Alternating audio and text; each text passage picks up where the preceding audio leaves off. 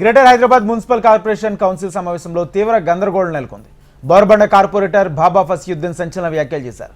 మాగంటి గోపీనాథ్ అనుచరులతో తనకు ప్రాణహాని ఉందని తెలిపారు. తనకు తన కుటుంబానికి పోలీసులు రక్షణ కల్పించాలని కోరారు. కాంగ్రెస్ పార్టీలో ఉన్న కొంతమంది కోవర్టులు బీఆర్ఎస్తో కుమ్మక్కై తనపై కుట్ర జరుగుతుందని ఆరోపించారు. సర్దార్ మృతిని తనపై రుద్దే ప్రయత్నం చేస్తున్నారని బాబా ఫసియుద్దీన్ ఆవేదన వ్యక్తం చేశారు. హస్తం వైపు ఉన్నాం, హస్తం మా నేస్తమని ప్రజలు రేవంత్ రెడ్డి గారు గౌరవ ముఖ్యమంత్రి గారి నాయకత్వం బలపరుస్తున్నాం. ఇలాంటి ప్రభుత్వం ఉండాలి, ఇలాంటి అభివృద్ధి కార్యక్రమాలు ఇంకా ముందుకు పోవాలంటే వాళ్ళకు ప్రోత్సహించాలంటే ఈ ఉప ఎన్నికల్లో తప్పకుండా నవీన్ యాదవ్ గారు కాంగ్రెస్ పార్టీ అభ్యర్థిని గెలిపిస్తామని చెప్పి భారీ మేర గెలిపించడం జరిగింది.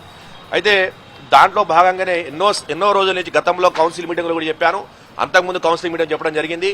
నాకు నా కుటుంబానికి ప్రాణహాని ఉంది. ఓకే, స్వర్గీయ మాగంటి గోపీనాథ్ ఎమ్మెల్యే గారు చనిపోయినప్పటికీ బీఆర్ఎస్ పార్టీలో కొంతమంది నాయకులు నా హత్యకు కుట్రమంటున్నారు అని చెప్పి ఆ రోజు పోయినసారి కౌన్సిల్ మీటింగ్ కన్నా ముందు, అంతకన్నా ముందు కౌన్సిల్ మీటింగ్ చెప్పడం జరిగింది. రాష్ట్ర డీజీపీ గారికి, అదే రాష్ట్ర ఇంటెలిజెన్స్ అధికారులకు కూడా నేను ఫిర్యాదు పెట్టుకోవడం జరిగింది.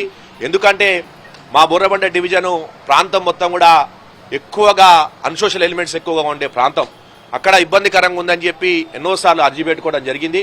పోయినసారి కౌన్సిల్ మీటింగ్లో కూడా చెప్పడం జరిగింది. నువ్వు ఆ రోజు కూడా పత్రికా విలేకరుల అడిగిన సమాధానాలకు సాక్షిగా చెప్పడం జరిగింది మీడియా వేదికగా.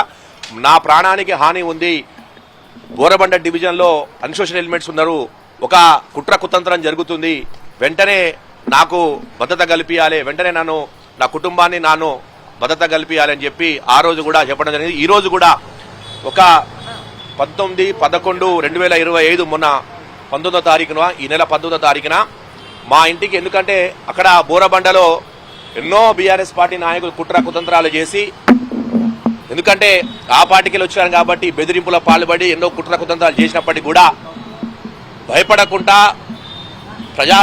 ప్రజల్లో మమేకమై ప్రజల్లో కలిసి, ఎందుకంటే ప్రజాక్షేత్రం ఉన్నప్పుడు దేనికైనా భరించడానికి సిద్ధంగా ఉండాలి. కుట్రలు చేసినప్పటికీ కూడా, హత్య కుట్రలు చేసినప్పుడు కూడా, ఆరోపణలు చేసినప్పుడు కూడా సిద్ధంగా ఉండాలి. కాబట్టి నేను అక్కడ సిద్ధంగా ఉండి